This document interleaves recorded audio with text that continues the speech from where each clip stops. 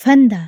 आचार्य चतुर्सेन शास्त्री द्वारा लिखी यह कहानी हमें 1917 के उस अंधकारमय दिसंबर में ले जाती है जब दिल्ली की गलियों में एक निर्धन परिवार की संघर्षपूर्ण कहानी घटित होती है।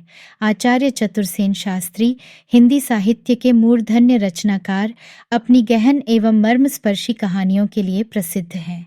क्या आप सोच सकते हैं कि कैसी होगी उस माँ की स्थिति जिसके बच्चे भूख से तड़प रहे हों?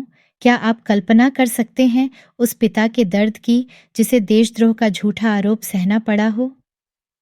इस कहानी के माध्यम से शास्त्री जी ने एक ऐसे परिवार की हृदय विदारक व्यथा को उकेरा है जो सामाजिक और राजनीतिक परिस्थितियों का शिकार बनता है। एक ओर जहां जेल में बंद मास्टर साहब अपने परिवार से मिलने की अंतिम उम्मीद में जी रहे हैं, वहीं दूसरी ओर उनकी पत्नी और बच्चे भूख, दरिद्रता और अपमान से जूझ रहे हैं। आखिर इस परिवार की किस्मत में क्या लिखा है? क्या वे इस विपरीत परिस्थितियों से उबर पाएंगे या उन्हें नियति के हाथों हार माननी पड़ेगी? आचार्य चतुर्सेन शास्त्री की इस कहानी को पढ़कर आप इन्हीं सवालों के जवाब जानने के लिए मजबूर हो जाएंगे। तो चलिए शुरू करते हैं। सन 1917 का दिसंबर था। भयानक सर्दी थी। दिल्ली के दरीबे मोहल्ले की एक तंग गली में एक अंधेरे और गंदे मकान में 3 प्राणी थे। कोठरी के एक कोने में एक स्त्री बैठी हुई अपने गोद के बच्चे को दूध पिला रही थी, परंतु यह बात सत्य नहीं है। उसके स्तनों का प्रायः सभी दूध सूख गया था और उन बेदूध के स्तनों को बच्चा आंख बंद किए चूस रहा था। स्त्री का मुंह परम सुंदर होने पर भी इस वक्त जर्द और सूखा हुआ दिखाई दे रहा था। यह स्पष्ट ही मालूम होता था कि उसके पहले शरीर का सिर्फ अस्थिपंजर ही रह गया है। गाल पिचक गए थे, आंखें धंस गई थीं और उनके चारों ओर नीली रेखा पड़ गई थी तथा ओंठ मुर्दे की तरह विदर्ण हो गए थे। मानो वेदना और दरिद्रता मूर्तिमयी होकर उस स्त्री के आकार में प्रकट हुई थी। ऐसी उस माता की गोद में वह कंकाला विष्ट बच्चा अधमुर्दा पड़ा था। उसकी अवस्था 8 महीने की होगी, पर वह 8 सप्ताह का भी तो नहीं मालूम होता था। स्त्री के निकट ही एक 8 वर्ष का बालक बैठा हुआ था, जिसकी देह बिल्कुल सूख गई थी और इस भयानक सर्दी से बचाने के योग्य उसके शरीर पर एक चिथड़ा मात्र वस्त्र था। वह चुपचाप भूखा और बदहवास माँ की बगल में बैठा टुकुर टुकुर उसका मुंह देख रहा था। इनसे 2 हाथ के फासले पर 3 साल की बालिका पेट की आग से रो रही थी। जब वह रोते रोते थक जाती अथवा चुपचाप आंख बंद करके पड़ जाती थी, पर थोड़ी देर बाद वह फिर तड़पने लगती थी। बेचारी असहाय अबला विमूढ़ बनी अतिशय विचलित होकर अपने प्राणों से प्यारे बच्चों की यह वेदना देख रही थी। कभी कभी वह अत्यंत अधीर होकर गोद के बच्चे को घूर घूर कर देखने लगती। 2-1 बूंद आंसू ढरक जाते और कुछ अस्फुट शब्द मुख से निकल पड़ते थे, जिन्हें सुन और कुछ कुछ समझकर पास बैठे बालक को कुछ कहने का साहस नहीं होता था। इस छोटे से परिवार को इस मकान में आए और इस जीवन में रहते 5 मास बीत रहे थे। 5 मास प्रथम यह परिवार सुखी और संपन्न था। बच्चे प्रातःकाल कलेवा कर गीत गाते स्कूल जाते थे। इसी मोहल्ले में इनका सुंदर मकान था और है, पर एक ही घटना से यहाँ तक नौबत आ गई थी। इस परिवार के कर्णधार, एकमात्र स्वामी, बच्चों के पिता और दुखिया स्त्री के जीवन धन मास्टर साहब, जिन्हें सैकड़ों अमीरों और गरीबों के बच्चे अभिवादन कर चुके थे, जो मोहल्ले के सुजन, हंसमुख और नगर भर के प्यारे नागरिक और सार्वजनिक नेता थे, आज जेल की दीवारों में बंद थे। उन पर जर्मनी से षड्यंत्र का अभियोग प्रमाणित हो चुका था और उन्हें फांसी की सजा हो चुकी थी। अब अपील के परिणाम की प्रतीक्षा थी। प्रातःकाल की धूप धीरे धीरे बढ़ रही थी। स्त्री ने धीमे किंतु लड़खड़ाते स्वर में कहा, बेटा विनोद, क्या तुम बहुत ही भूखे हो? नहीं तो माँ, रात ही तो मैंने रोटी खाई थी। सुनो सुनो, 1 2 3 इस तरह 8 तक गिनकर। 8 बज रहे हैं, किराए वाला आता ही होगा। मैं उसके पैरों पड़कर और 2-3 दिन टाल दूंगा माँ। इस बार वह तुम्हें जरा भी कड़ी बात न कहने पाएगा। स्त्री ने परम करुणा सागर की ओर क्षण भर आंख उठाकर देखा और उसकी आंखों से 2 बूंदें ढरक गईं। ये देखकर छोटी बच्ची रोना भूलकर माता के गले में आकर लिपट गई और बोली, अम्मा, अब मैं कभी रोटी नहीं मांगूंगी। हाय रे माता का हृदय! माता ने दोनों बच्चों को गोद में छिपाकर एक बार अच्छी तरह आंसू निकाल डाले। इतने ही में किसी ने कर्कश शब्द से पुकारा, कोई है ना? बच्चे को छाती में छिपाकर कांपते कांपते स्त्री ने कहा, सर्वनाश, वह आ गया। एक पछया जवान लठ लेकर दरवाजा ठेलकर भीतर घुस आया। उसे देखकर ही स्त्री ने अत्यंत कातर होकर कहा, मैं तुम्हारे आने का मतलब समझ गई हूं। समझ गई हो तो लाओ किराया दो, थोड़ा और सब्र करो। बालक ने कहा, 2-3 दिन में हम किराया दे देंगे। बालक को ढकेलते हुए उद्धतपन से उसने कहा, सब्र गया भाड़ में, अभी मकान से निकलो। मकान क्या दिया, जान का बवाल मोल ले लिया। पुलिस ने घर को बदनाम कर दिया है।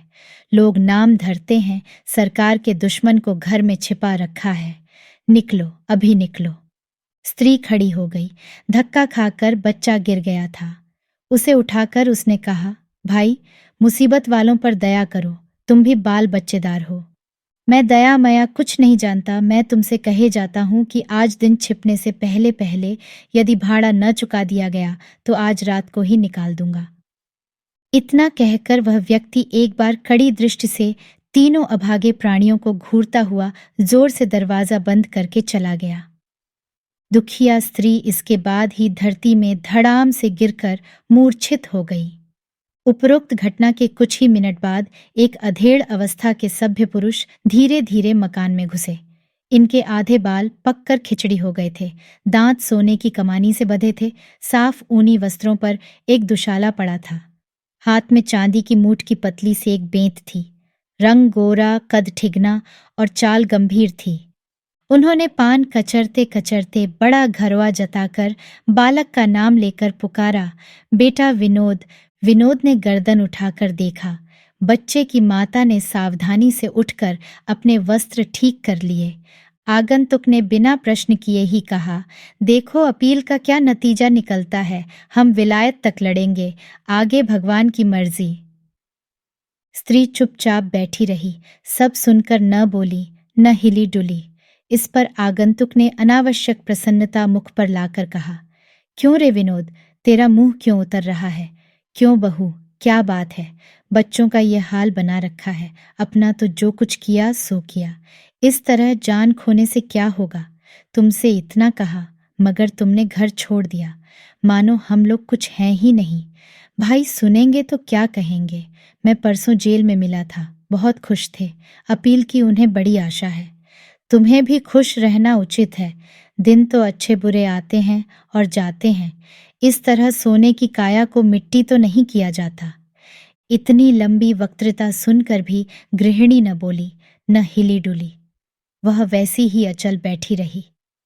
आगंतुक ने कुछ रुककर 2 रुपए निकालकर बच्चे के हाथ पर धर दिए और कहा, लो बेटा, जलेबियां खाना। बच्चे ने क्षण भर माता के मुख की ओर देखा और तत्काल हाथ खींच लिया। रुपये धरती पर खन्न से बज उठे। बच्चा पीछे हटकर माँ का आंचल पकड़कर खड़ा हो गया। आगंतुक रुपए उठाकर उन्हें फिर से देने को आगे बढ़ा। गृहिणी ने बाधा देकर कहा, रहने दीजिए, वह जलेबी नहीं खाता। हम गरीब विपत्ति के मारे लोग हैं, एक टुकड़ा रोटी ही बहुत है। पर आप कृपा करें तो या तो उन्हें बैंक के हिसाब में से मकान के हिस्से को ऐड करके कुछ रुपए मुझे उधार दे दीजिए। उन्हें बैंक के हिसाब में तो बिना उनके दस्तखत के कुछ मिलेगा नहीं। फिर मुझे मालूम हुआ है कि वहां ऐसी कुछ रकम है भी नहीं। रहा मकान, सो उसका तुम्हारा वाला हिस्सा रहन रखकर ही तो मुकदमा लड़ाया है। मुकदमे में क्या कम रकम खर्च हुआ है? गृहिणी चुप बैठी रही। आगंतुक ने कहा, मैं अपने पास से जो कहो दे दूं। तुम्हें कितने रुपये चाहिए? गृहिणी ने धीमे स्वर में कहा, आपको मैं कष्ट नहीं देना चाहती। मैं क्या गैर हो गया? स्त्री बोली, नहीं। अब आगंतुक जरा और पास खिसक कर बोला, मेरी बात मानो, घर चलो, सुख से रहो। जो होना था हुआ, होना होगा हो जाएगा। किसी के साथ मरा तो जाता ही नहीं है। मेरा जगत में और कौन है? तुम क्या सब बातें समझती नहीं हो? खूब समझती हूँ। अब आप कृपा कर चले जाए। पर मैं जो बात बारंबार कहता हूँ वह समझती क्यों नहीं? कब की समझ चुकी हूँ। तुम मुझ दुखिया को सताकर क्या पाओगे? मेरा रास्ता छोड़ दो। मैं यहाँ अपने दिन काटने आई हूँ, आपका कुछ लेती नहीं हूँ। उनका मकान जायदाद सभी आपके हाथ है, आपका रहे। मैं केवल यही चाहती हूँ कि आप चले जाइए। आगंतुक ने खड़े होकर कहा, क्या मैं सांप हूँ या घिनौना कुत्ता हूँ? आप जो कुछ हो, मुझे इस पर विचार नहीं करना है। और तुम्हारी यह हिम्मत और हेकड़ी अब भी? गृहिणी चुप रही। यहाँ भी मेरे एक इशारे से निकाली जाओगी, फिर क्या भीख मांगोगी? गृहिणी ने कोई उत्तर नहीं दिया। आगंतुक ने उबाल में आकर कहा, लो साफ साफ कहता हूँ, तुम्हें मेरी बात मंजूर है या नहीं? गृहिणी चुपचाप बच्चे को छाती से छिपाए बैठी रही। आगंतुक ने उसका हाथ पकड़कर कहा, आज मैं इधर उधर करके जाऊंगा। स्त्री ने हाथ छटक कर कहा, पैरों पड़ती हूँ, चले जाओ। तेरा हिमायती कौन है? मैं गरीब गाय हूँ। फिर लातें क्यों चलाती है? बोल चलेगी? नहीं। मेरी बात मानेगी? नहीं। तुझे घमंड किसका है? मुझे कुछ घमंड नहीं है। तुझे आज रात को ही सड़क पर खड़ा होना पड़ेगा। भाग्य में जो लिखा है होगा। लोहे के टके की आशा न रखना। गृहिणी खड़ी हो गई। उसने अस्वाभाविक तेज स्वर में कहा, दूर हो ओ पापी। भगवान से डर। मौत जिनके घर मेहमान बनी बैठी है उन्हें न सता। भय उन्हें क्या डराएगा? विश्वासघाती भाई, भाई को फंसाकर फांसी पहुंचाने वाले अधर्मी, उन्हें फंसाया, जमीन जायदाद ली। अब उसकी अनाथ गरीब दुखिया स्त्री की आबरू भी लेने की इच्छा करता है। अरे पापी, हट जा, हट जा। आवेश में आने से स्त्री का वस्त्र खिसक कर नीचे गिर गया। वह दशा देखकर बच्चे रो उठे। बड़े बच्चे के मुंह पर जोर से तमाचा मारकर आगंतुक ने कहा, तेरी पारसाई आज ही देख ली जाएगी। मुसलमान गुंडे। वह कुछ और न बोल सका। वह दोनों हाथ मींचकर क्रोध से कांपने लगा। स्त्री ने कहा, जा, जा, पापी जा। और वह बदहवास चक्कर खाकर गिर गई। दोनों बच्चे जोर जोर से रो पड़े। आगंतुक तेजी से चल दिया। वही दिन और वही प्रातःकाल था, परंतु उस भाग्यहीन घर से लगभग 1.25 मील दूर दिल्ली की जेल में एक और ही दृश्य सामने था। जेल के अस्पताल में बिल्कुल एक और एक छोटी सी कोठरी थी। जिन कैदियों को बिल्कुल एकांत ही में रहने की आवश्यकता होती थी, वे ही इसमें रखे जाते थे। इस वक्त भी इसमें एक कैदी था। उसकी आकृति कितनी घिनौनी, वेश कैसा मलिन और चेष्टा कैसी भयंकर थी कि ओफ! कई दिन से वह कैदी भयानक आत्मिक ज्वर से तप रहा था और कोठरी में रखा गया था। कोठरी बड़ी काली, मनहूस और कोरी अनगढ़े पत्थरों की बनी हुई थी और उसमें अनगिनत मकड़ियों के जाले, छिपकलियाएं तथा कीड़े मकोड़े रेंग रहे थे। उसमें न सफाई थी न प्रकाश। ऊपर एक छोटा सा छेद था। उसी में से सूरज की रोशनी कमरे में पड़ते ही उसकी नींद टूट गई। प्यास से उसका कंठ सूख रहा था। वह बड़े कष्ट से चारपाई के इर्द गिर्द हाथ बढ़ाकर कोई पीने की चीज ढूंढने लगा, पर उसे कुछ भी न मिला। तंग प्यास की तकलीफ से छटपटाकर वह बड़बड़ाने लगा, कौन देखता है, कौन सुनता है? हाय, इतनी लापरवाही से तो लोग पशुओं को भी नहीं रखते। डॉक्टर मेरे सामने ही उस वार्डर से थोड़ा दूध 2-3 बार देने और रात 2-3 बार देखने को कह गया था, पर कोई क्यों परवाह करता? मेरी नींद तो रात भर टूटती रही है। मैंने प्रत्येक घंटा सुना है, यह पहाड़ सी रात किस तकलीफ से काटी है। यह कष्ट तो फांसी से अधिक है। रोगी अब चुपचाप कुछ सोचने लगा। धीरे धीरे प्रकाश ने फैलकर कमरे को स्पष्ट प्रकाशमान कर दिया। धीरे धीरे उसकी प्यास असह्य हो चली, पर वह बेचारा कर ही सकता था। वार्डर की खूंखार फटकार से भयभीत होने पर भी वह एक बूंद पाने के लिए गला फाड़कर चिल्लाने लगा, पर न कोई आया और न किसी ने जवाब ही दिया। वह प्यास से बेदम हो रहा था, उसका प्राण निकल जाता था। वह बारंबार पानी पानी चिल्लाने लगा। कभी अनुनय विनय भी करता, कभी गालियां बकने लगता। ईश्वर के लिए थोड़ा पानी दे जाओ। हाय, एक बूंद पानी। अरे मैं तुम लोगों को बड़ा कष्ट देते हूँ, पर क्या करूँ, प्यास के मारे मेरे प्राण निकल रहे हैं। अरे मैं भी तुम्हारे जैसा मनुष्य हूँ, मुझे इस तरह क्यों तड़पा रहे हो? इतनी उपेक्षा तो कोई बाजारू कुत्तों की भी नहीं करता। अरे आओ, नहीं तो मैं बिछौने से उठकर सब दरवाजे तोड़ डालूंगा और इतनी जोर से चिल्लाऊंगा कि सुपरिंटेंडेंट के बंगले तक आवाज पहुंचेगी। इस पर एक घिनौने, मोटे ताजे अधेड़ व्यक्ति ने छेद में से सिर निकालकर कहा, अरे अभागे, क्यों इतना चिल्लाता है? क्यों दुनिया की नींद खराब करता है? मैं प्यास के मारे मर रहा हूं। फिर मर क्यों नहीं जाता? तू क्या समझता है कि मैं तेरा नौकर हूं? क्या रात भर तेरी सेवा में हाजिर रहना ही मुझे चाहिए? इसके बाद वह एक नौकर को पुकार कर बोला, अरे देख तो, थोड़ा पानी लाकर इस बदमाश के मुंह में डाल दे। इतना हुक्म देकर वह निष्ठुर फिर चल दिया। पानी पीकर रोगी थकान के मारे बेसुध होकर सो गया। यही कैदी उस दुखिया का सौभाग्य बिंदु मास्टर साहब थे। अचानक उसी वार्डर की कर्कश आवाज सुनकर वह चौंक पड़ा। उसने चाबियों से कोठरी का द्वार खोला। रोगी एक तक देखने लगा। पादरी और जेलर ने कोठरी में गंभीर भाव से प्रवेश किया।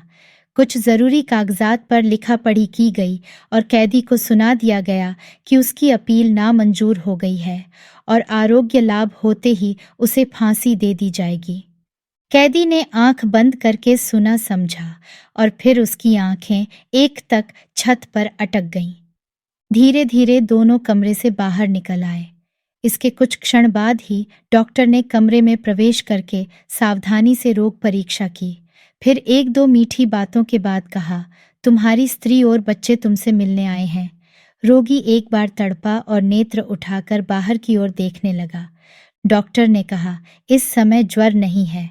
मैं आशा करता हूँ इसी सप्ताह में तुम अच्छे हो जाओगे। इसी सप्ताह में? रोगी ने विकल होकर पूछा। डॉक्टर ने अपनी बात का समर्थन किया और धीरे धीरे चला गया। 10 बज रहे थे। धूप खूब फैली हुई थी। जेल के सदर फाटक पर वह अभागिनी रमणी दोनों बच्चों को साथ लिए बैठी थी। उसे लगभग 1.5 घंटा हो गया था। वह अपने पति के दर्शन करने आई थी। इतनी देर बाद एक वार्डर उन्हें जेल के भयानक फाटक में लेकर चला। फाटक को पार करने पर एक अंधकारपूर्ण दालान में वे लोग चले। वहां से एक अंधेरी गली में कुछ देर चलकर एक लोहे का छोटा सा फाटक वार्डर ने पास के भारी चाबियों के गुच्छे से खोला। इसके बाद वे कुछ सीढ़ियां चढ़कर एक बड़े से गंदे दालान में पहुंचे। उसके सामने ही बड़े से मकान का पिछवाड़ा था, जिसकी ऊंची और छोटी छोटी खिड़कियों से कुछ शोरगुल और बकझक की आवाज आ रही थी। सामने कुछ कैदी अपनी बेड़ियां झंझनाते इधर उधर जा रहे थे।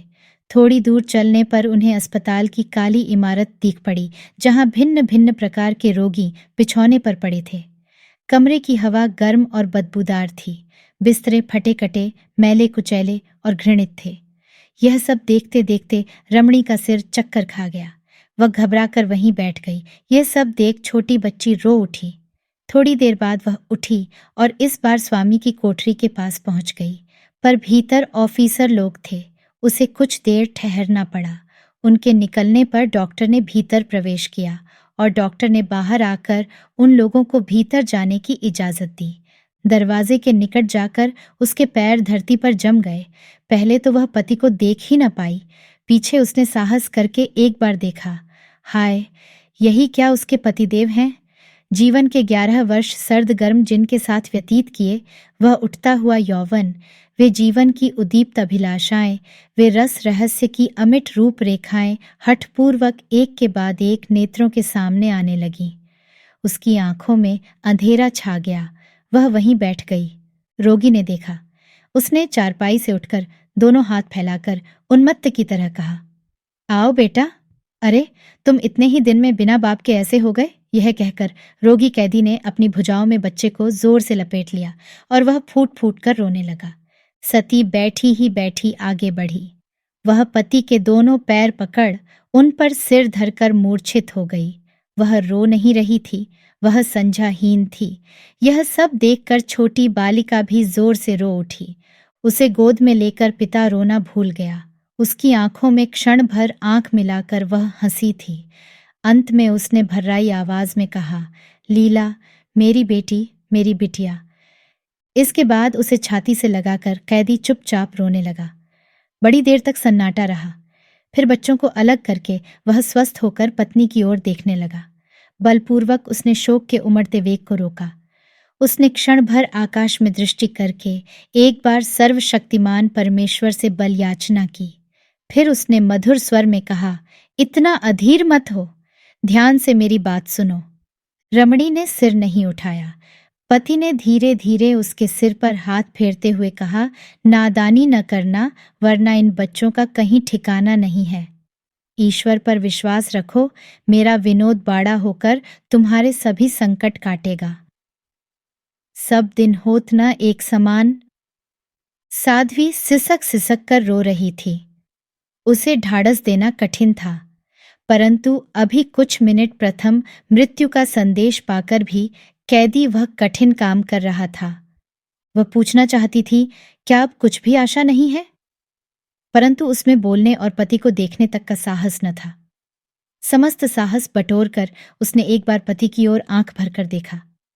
वे आंखें आंसू और प्रश्नों से परिपूर्ण, मूक वेदना से अंधी और मृत अभिलाषाओं की श्मशान भूमि प्रतिक्षण क्या क्या कह रही थी। परंतु मानव हृदय जितना सुख में दुर्बल बन जाता है, उतना ही दुख में सबल हो जाता है। मास्टर साहब ने उसका हाथ पकड़कर कहा, अब इस तरह मुझे देखकर इस दशा में कायर न बनाओ। तुम बच्चों की माता हो, जैसे पति की पत्नी रही वैसे ही बच्चों की माँ बनना प्रतीक्षा करो। तुमने मुझे कभी नहीं ठगा, अब भी न ठगना। सती की वाणी फटी। उसने कहा, स्वामी जी, मुझे सहारा दो, मैं चलूंगी। नहीं, मैं चलूंगी। एक अति मधुर उन्माद उसके होठों पर फड़क रहा था। मास्टर साहब विचलित हुए। उन्होंने संकोच त्याग धीरे से उस उन्मुख उन्माद का एक सरल चुंबन लिया। वह वासनाहीन, इंद्रिय विषय और शरीर भावना से रहित चुंबन क्या था? दो अमर तत्व प्रतिबिंबित हो रहे थे। मास्टर साहब ने कुछ कहने की इच्छा से होंठ खोले थे, पर वार्डर ने कर्कश आवाज में कहा, चलो, वक्त हो गया। रोगी कैदी ने मानो ढाक खाकर एक बार उसे देखा और कहा, जरा और ठहर जाओ भाई। हुक्म नहीं है कहकर वह भीतर घुस आया। उसने एकदम रमणी के सिर पर खड़े होकर कहा, बाहर जाओ। लज्जा और संकोच त्याग कर वह कुछ कहा चाहती थी। मास्टर जी ने संकेत से कहा, उससे कुछ मत कहना। अच्छा, अब विदा प्रिय। बेटे, अम्मा को दुखी न करना, मेरी बिटिया। यह कहकर और एक बार बेसब्री से उन्होंने उसे पकड़कर अनगिनत चुंबन ले डाले। रमणी की गंभीरता अब न रह सकी। वह गाय की तरह डकराती वहीं गिर गई और निष्ठुर वार्डर ने उसे घसीट कर बाहर किया और ताला बंद कर दिया। दोनों बच्चे चीत्कार कर रो उठे। यह देखकर मास्टर साहब असह्य वेदना से मूर्छित होकर धड़ाम से चारपाई पर गिर पड़े। रविवार ही की संध्या को इसकी सूचना अभागिनी को दे दी गई थी।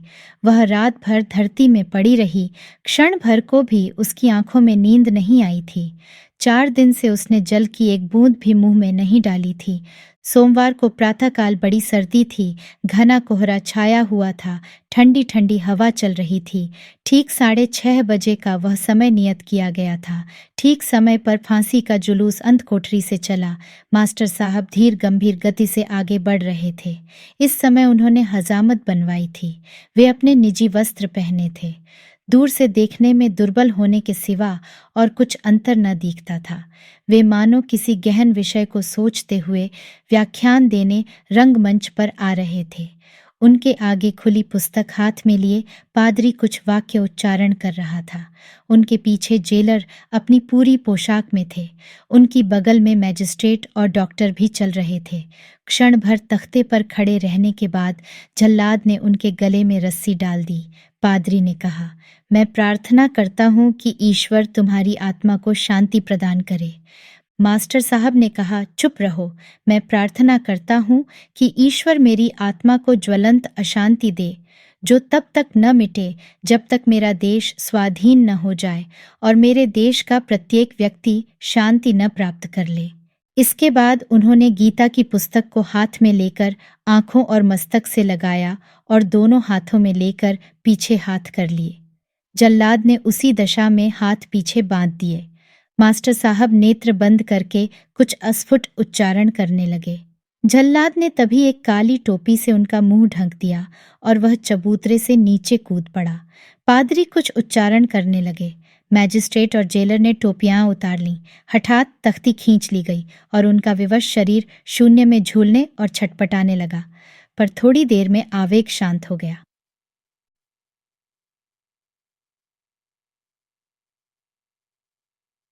इस घटना के आधा घंटा बाद वही पूर्व परिचित भद्र पुरुष लपके हुए सती की कुटिया पर गए। द्वार खुले थे। भीतर दोनों बच्चे बेतहाशा रो रहे थे और उनकी माता रसोई के कमरे में एक रस्सी के सहारे निर्जीव लटक रही थी।